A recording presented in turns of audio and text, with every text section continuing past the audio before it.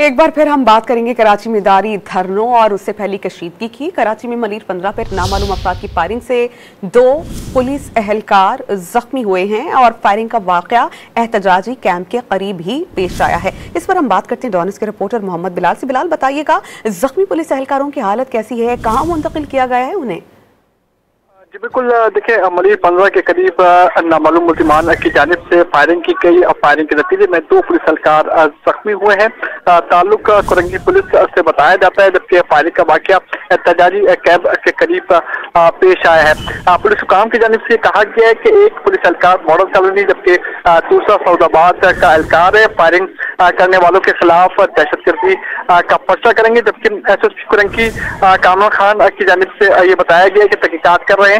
ये दोनों जो पुलिस एहलकार है ये जो उसके करीब ही ड्यूटी पर मामूर थे कि नामालूम मुल्जिमान की जानिब से फायरिंग की गई, जबकि दोनों जो पुलिस एहलकार थे और उनके साथ मजीद एहलकार ड्यूटी पर मामूर थे और वो जो मुजाहिरीन थे उनको रोकने की कोशिश कर रहे थे। उन पर शेलिंग का अमल भी जारी था और दूसरी जानिब से पथराव का अमल भी किया जा रहा था। अभी जो सूरत हाल है मलीर में वो इंतहाई कशीदा है और मुजाहिरीन और पुलिस के एहलकार आमने सामने हैं। जी बहुत शुक्रिया मोहम्मद बिलाल, आप हमें अपडेट कर रहे थे।